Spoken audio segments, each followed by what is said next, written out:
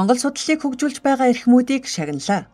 Ерөнхийлөгч ухамаагийн хөрөлс өх зарлиг гарган Монгол судлалыг олон улсад хөгжүүлэх, түгээн дэлгэрүүлэх, Монголын түүх, хэл, соёл, өв уламжлалыг дэлхийн нийтэд сурталчлан таниулах үйлсэд онцгой хувь нэмэр оруулж байгаа эрхмүүдийг төрийн дээд цол одон медалаар шагналаа.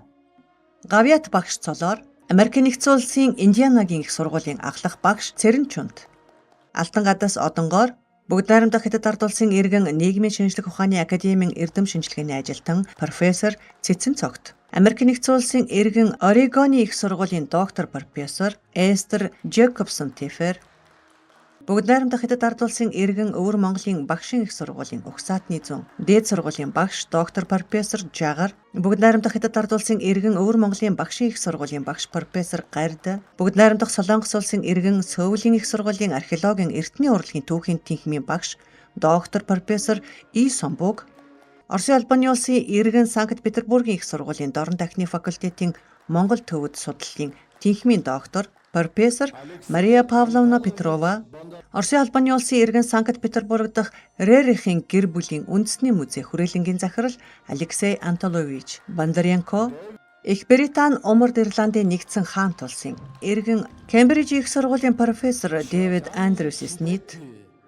Япон улсын иргэн Осака их сургуулийн хүмүүнлэгийн ухааны судлалын Азийн 1-р салбарын профессор Шиотани Шигеки,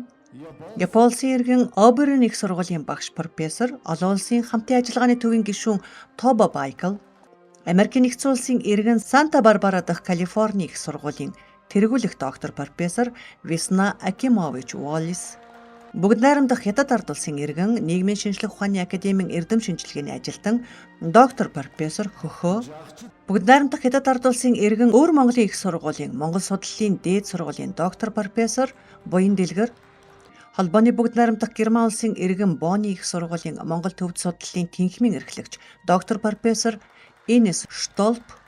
Бүгд найрамдах Хятад ард улсын иргэн Өвөр Монголын багшийн их сургуулийн Монгол судлалын дээд сургуулийн захирал профессор Цэнгэлт, Израиль улсын иргэн Хебрео их сургуулийн Ислам болон зүүн дундад судлалын тэнхимийн профессор Михаил Биран, Япон улсын иргэн Токиогийн гадаад судлалын их сургуулийн багш доктор Кимура Аяко, Оросын албаны улсын иргэн шинжлэх ухаан академийн Сибирийн салбарын археолог Угсаатны зүүн хүрээлэнгийн эрдэм шинжилгээний тэргүүлэх ажилтан доктор Евгений Павлодьевич Ребен,